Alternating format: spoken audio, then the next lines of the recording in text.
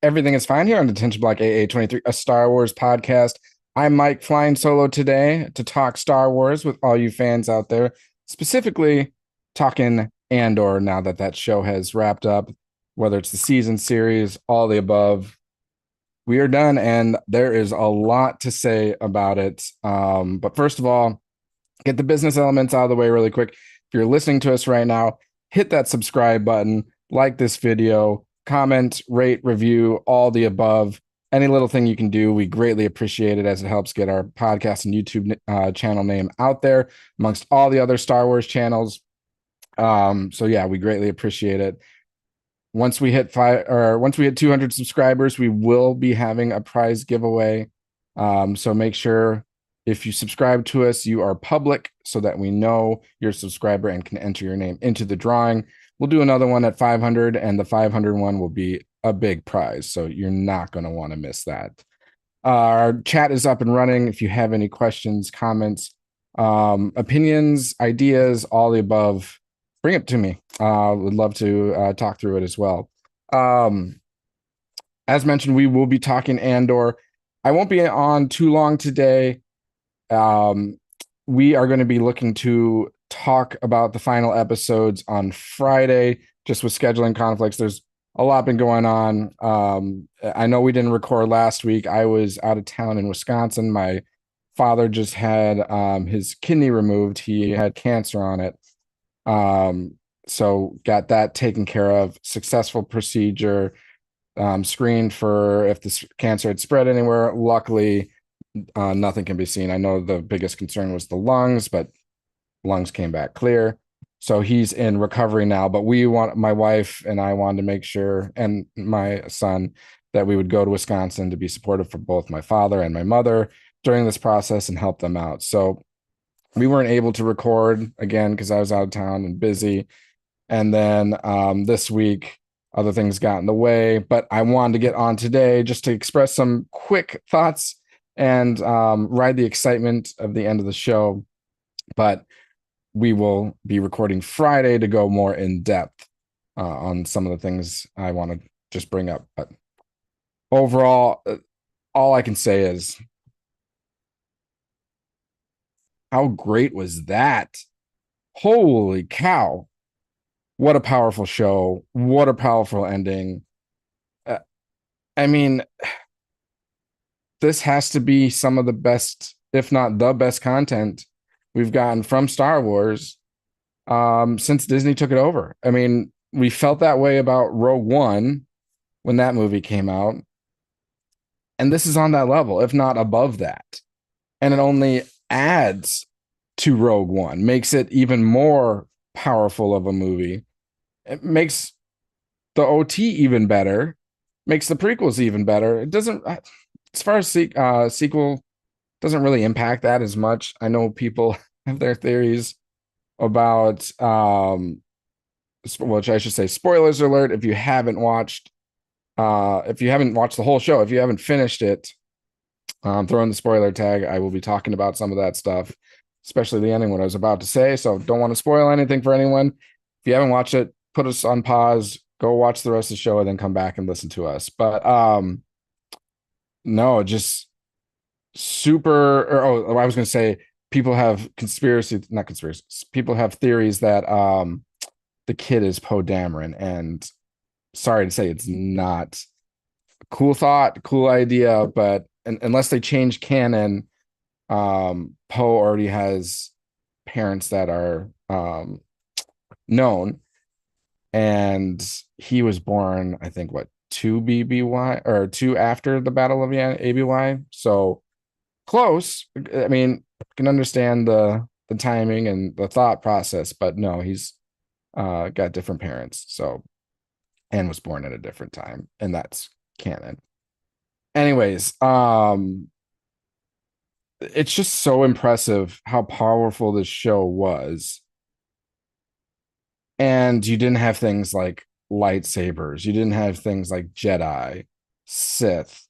For the most part, the Force. You did have Force healer. And the concept of the Force was brought up. I think the concept of no Jedi, I don't think that was just brought up in Rogue One.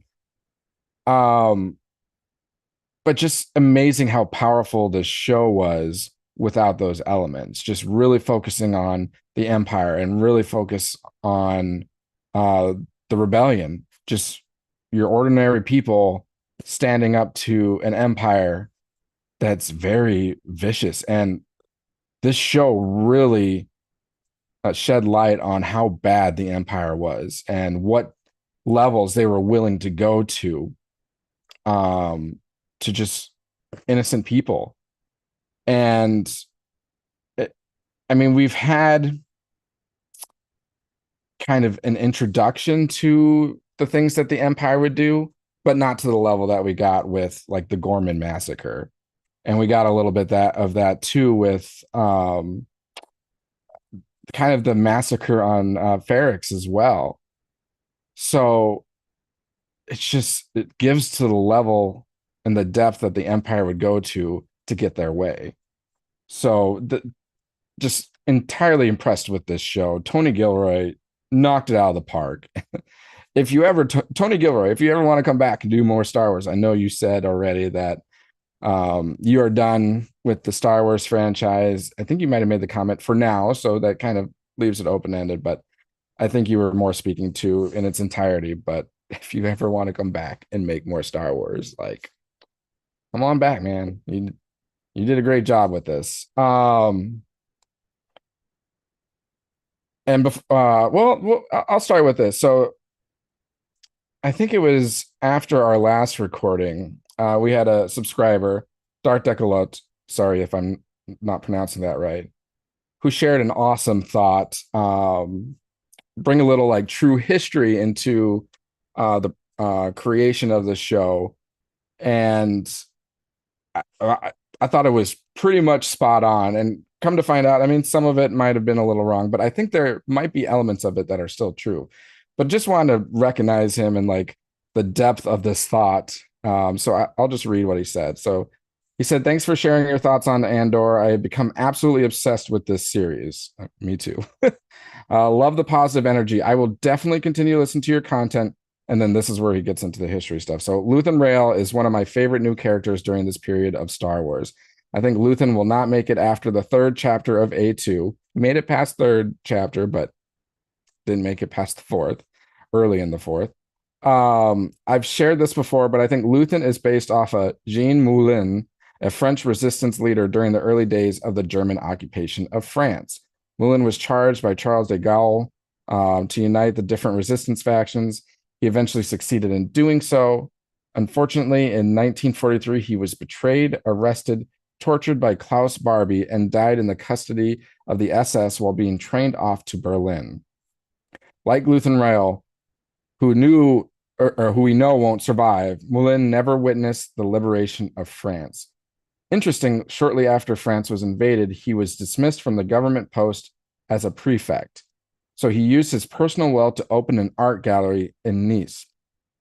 As an art dealer, this cover allowed him to travel freely throughout France and conduct clandestine operations with his personal assistant, Daniel Courtier, also a spy and member of the French resistance army. So a lot of, similar aspects between Luthen and Moulin that he's bringing. Even, the assistants. We have Clea, who is the assistant, and just feels right on par with what was happening.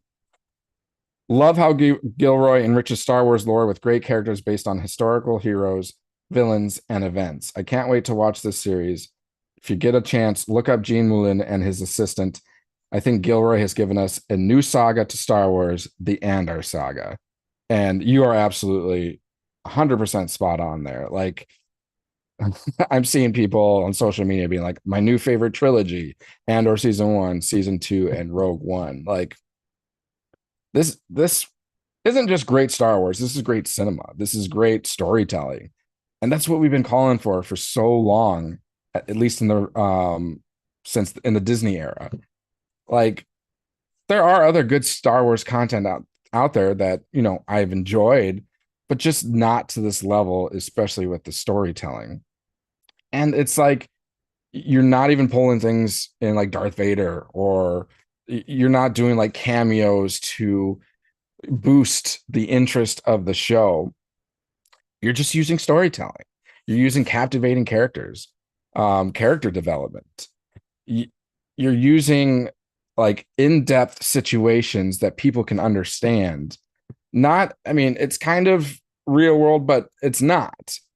I mean, like what the subscriber I was just telling you, the comparison to history, like it's there, but it's completely different. It's Star Wars. And I know I think there are some valid statements in terms of the show doesn't seem as Star Wars, which I mean, there can be truth to it because to a lot of people, Star Wars is like the Jedi and the Sith and the Force and elements like that. Like that's what screams Star Wars to people. So if you're one of those people, it's totally understandable that you just would not find the interest in this show as much. But that aside, it's hard to argue the storytelling and the acting, the character development, all those things I was listing. Like that is art, and that was done very well by Tony Gilroy and team.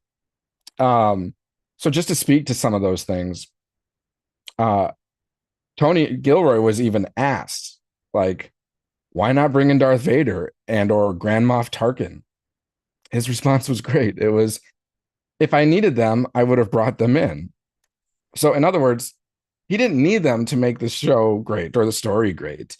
He already had an idea. He already had a story that he knew was captivating and he wanted to share. He didn't need Darth Vader to make this show any better. He was also asked, why not show resolution for Cassian's sister or Keener Loy? Like, those are two elements that people are like, all right, we didn't I mean, the show started in terms of Cassian searching for his sister, and it ended with him even kind of like dreaming about his sister or picturing his sister, but there was never any conclusion brought to that. We don't know what happened to the sister. Same with Kino Loy. Like the last time we see him, Andy Serkis's character was on Narkina 5, and he said he couldn't swim, so he didn't jump in. So we don't know what happened to him. So people are like, okay, what's happening with these characters? Even with the droid B2, though we did see him at the end playing like tag with another droid with Bix. So kind of resolution there, but we kind of left him for what, the full second half of season 2. So why not bring in resolution to that? And his response to this was great too. So he said, Andy, meaning Andy Serkis for portraying Kino, drop the mic, man. What am I going to do that's going to be better than what we did? All it does is minimize that moment. I knew a lot of people were talking about whether we had a way of bringing him back, but I didn't want to have that. I didn't want to have that sort of coincidental environment. Kino Loy is like the sister. People wanted to know if we're going to resolve the sister. And the sister in the beginning is so much more interesting to me as a deficit. She's much more valuable to me for Cassian as an absence. As he says in the end, maybe I should stop saving people. His need to return and save people and to be a savior and the compulsion to do that comes from his hole in his life. And I didn't really want to fill that in. So it was intentional. It was supposed to be a hole in the story because that was representative of Cassian and his life. The sister was a hole in his life because he never got resolution. Same with us in the story. Because Cassian never got resolution, we never got resolution. And then the same thing kind of happens with Andy Serkis's character. Kino doesn't get resolution, who was someone that was inspiring to Cassian and, set him on his way to where he is now, or RIP, as that is where he is now, but in the events that followed in the show. So all of that was very much intentional. Some things I just wanted to point out.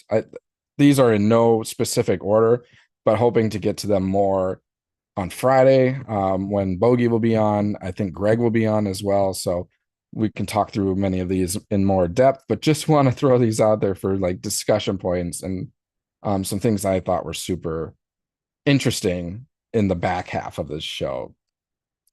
Um, one of the talking points is Luthen offing Lonnie. So that was very fascinating. And I think we can all recognize that Lonnie was a little bit of a loose end. So it it was almost forced upon him that, if you wanted the best way to save your wife and kid was for Luthen to kill him, because then it makes him not look guilty. Because if he's guilty, if he goes on the run, then they're also on the run with or going after the wife and kid because he wanted to bring the wife and kid with him. But if Luthen offs him, then hey, the wife and kid will be safe. Unfortunate, there's a sacrifice there. Not the best for the wife and kid, but at least that they would be safe. It kind of goes back to that sunrise comment that Luthen made in season 1 to him when he says, I burn my life to make a sunrise that I know I'll never see. So in a way, Luthen is doing the same thing to Lonnie in this situation. So Lonnie's never going to see the sunrise, but his wife and kid now have the opportunity to see the sunrise. So very fascinating. Deidre Mira being sent to, I believe, is Narkina 5, if not a similar prison. So just very tragic, She was raised without her parents in like, what was it, imperial school or something like that. She was essentially raised by the Empire, and which is tragic in its first place. And then that just, corrupted her life, developing her to the imperial she is. I mean, she was great at her job and she was very intelligent, but she was just like set up for failure because it's within the Empire. She was made to be a bad person. And then her life is going to end likely in this prison or in solitude. So just a tragic story for her. And it was that scene with Krennic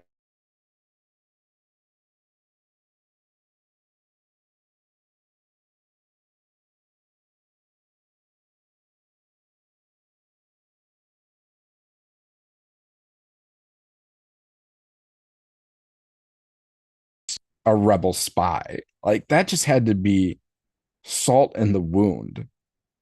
And it just, again, so powerful. Awesome scene. Major Partagas offing himself. I thought it was interesting. The other Imperial, I can't remember his name, that came to, essentially he was going to be arrested. He had the 2 other stormtroopers and they were going to come and take him for essentially failing at the duty of preventing the knowledge of the Death Star from leaking out. But he asked, like, may I have a moment to collect my thoughts to him? And there was just this mutual understanding that he was going to off himself.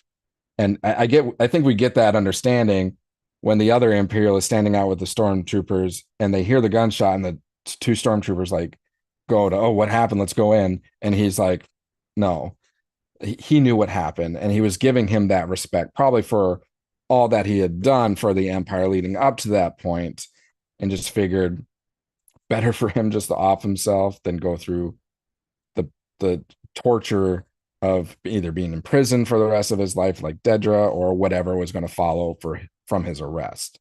So fascinating. How dark and gruesome this show gets. There's no blood. I don't, at least not that I can recall seeing much blood. Because I mean, if it's blaster rifles, cauterizes the wound because it's heat. But like that was pretty scary. Not, I mean, many probably people were scared, but pretty gruesome seeing Kay using Hirt as a human shield. I don't even know if he needed to use him because we've seen those K2 droids get shot by blasters and really didn't do much, reflects off them. But like the guy is dead, and every bullet or bolt that hits him just like flails him, and kind of creepy looking in a dark hallway or a dark corridor of the apartment complex or whatever you want to call that. But that was pretty gruesome. That was a gruesome scene. So shows you that we can have this kind of stuff in Star Wars. Disney kind of Disneyfies things, but they didn't with this show, and it made it, in my opinion, that much better. Sure, you might push away from some of the younger audiences because maybe some parents don't want kids to see this level of violence, but for someone like me, like it makes that much more interesting and more of an adult show. Let's see what else. Connecting elements I have listed. So Yavin, Naboo, because I believe that was Naboo where Clea and Luthen are sitting out by the lake. It's the flashback. Clea is younger, so is Luthen. And they are exploding the Imperial ships on that bridge, and that looks like the bridge. I don't know if it's the same exact one, but it looks like the type of bridge that was on Naboo when Padme had her funeral. The architecture on that planet looked very similar. The attire of the populace looked very similar. So I have to believe that was Naboo. So cool tie-in from the original, or the prequels, and Yavin get an understanding of the development of that location as a rebel base in this show. Super awesome. I would have loved to see a little bit more of how they got to that point of bringing the rebels there. We had those, I don't know, kind of rebel gangs that intervened with Cassian and killed his counterpart when he stole the TIE fighter. So how did we get from those scenes to all of a sudden the Rebel Alliance headquarters base being there? I would love for those details to get fleshed out a little bit more, but awesome that we got to see more of Yavin, more of the crew from Rogue One that go to Scarif and essentially on a suicide mission. We see them training there. I forget the guy's name. I mean, we get Bail Organa, a lot more of him, a lot more Mon Mothma. So again, more tie-ins to the original trilogy, more tie-ins to the prequels. But the guy, the kind of the military leader guy from Rogue One, we got more of him. Admiral Raddus, we got more of him. That was awesome because what a pivotal and awesome character in Rogue One, and such a admirable thing that he did to help the crew when no one else would, and which led to, getting the plans of the Death Star and saving the day in A New Hope. So we got more of Raddus. We got more of the Leader Council. So again, that's Bail Organa, Mon Mothma. Even some of the other ones that you see in Rogue One are there and represented. So that's all very cool. Tie-in at the end of season 2, episode 9 of yeah. Oh, sorry. There's a awesome tie-in if you go and you watch episode 9 of season 2 of Andor. If you followed watching that with season 3, episode 18 of Rebels, it's like a perfect transition, because in that Andor episode, we see Cassian escorting Mon Mothma out of Coruscant, getting her to safety. And then they even talk about Gold Squadron on their way to escort Mon Mothma. And then if you go into Rebels episode 3, season 18, season 3, episode 18, you see that Gold Squadron escorting of Mon Mothma. She talks about a speech that she has coming up which she even mentions at the end of that episode in Andor that she's got another speech that she needs to prepare for. And in the Rebels episode, she mentions the speech she already made, where she's calling out Emperor Palpatine and kind of what that has set off in the galaxy by her saying that. So, really cool transition there. Of course, I mean, the feeling, the tone, and everything's going to be a little different going from Andor to Rebels. But if you put that aside and just follow the story, it's an awesome continuation there. So go check it out if you haven't. Um, it's really neat that we got more context from the line "Rebellions are built on hope." It's pretty awesome that starts just from a hotel clerk, a loyal Gorman standing up to the Empire, helping Cassian. That clerk tells Cassian that rebellions are built on hope, because I think Cassian made this statement, something along the lines of, "I hope you get what you want out of this. Like, by helping him, I hope you, in the long run, you get what you want." And then his response was, "Rebellions are built on hope." I don't know if he made it out because he had that thermal detonator that he used. He was sitting behind the desk of the hotel, and there were stormtroopers and stuff right outside the window, and he threw that grenade and it exploded. It was a pretty big explosion, so I'm not sure if he survived. Maybe it's a very sturdy desk, but if the clerk sacrificed himself, that's just even more powerful. But really cool that that's where that line "Rebellions are built on hope" started from. So then Cassian passes that on to Jyn Erso, and then Jyn Erso relays that same message to the rebel leadership on Yavin 4 in the movie Rogue One. So really cool. Melchi's gun. So that started as Cyril's in season 1 on Ferrix, which Cassian obtained after, encountering Cyril. He ended up giving that blaster rifle or pistol to Melchi after they escaped Narkina 5, then ends up with Vel. And Vel is she's on Yavin. She has that table that's got all the weapons in front of her. She picks up the blaster and she's like, "Whose is this?" And Melchi's back again, and he says, "It's mine." So kind of cool to follow that Melchi's pistol.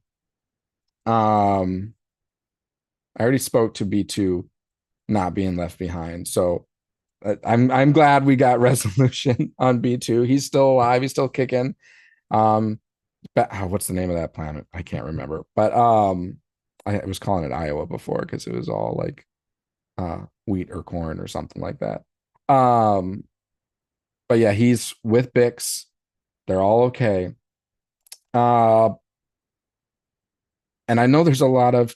Did we already talk about this? Yeah, we already did mention this about that not being Poe Dameron. So we see at the very end Cassian's son, or we're led to believe it's Cassian's son, which it has to be, with that Bix is holding. So a very powerful scene at the end. We understand the sacrifice that Cassian doesn't understand he made, which leads to a lot of opportunities for Star Wars. I'm sure it makes everyone wonder, who is this? Like, okay, does this child have any significance in the continuation stories? A lot of, like we mentioned before, people are saying Poe Dameron. It's not Poe Dameron, but it doesn't mean it isn't someone else. It doesn't have to be, though. The child is there to represent the sacrifice that Cassian made, whether he knew it or not. And when Bix told him that she's choosing the rebellion, she's choosing the rebellion for him. I thought that was an interesting take, because when we were seeing it first and she was saying, "I'm choosing the rebellion," I was interpreting it that she was choosing the rebellion over Cassian, meaning she was going to go off on her own missions, because she had been talking with Luthen and needed her healthy and everything. So it made you start to wonder, did Luthen have missions for her? Well, now, after this series finale, it seems like she was more speaking that she was choosing for Cassian the rebellion, and she was going to go back and have the child so she probably knew of the child at that time, and didn't want Cassian to stop what he was doing for the rebellion because of the child. So again, just so many sacrifices here and so powerful. Um, Again, we don't need that kid to turn into anyone. It doesn't need to be anyone. But, you know, if Tony Gilroy comes with a later show and follows the kid, I'd be okay with that because he did such a great job here. Maybe well, no, that timing wouldn't work out. So anyways, the last kind of scene I wanted to point out was Bail Organa and the rebel leaders arguing with Cassian about whether or not the Death Star is real.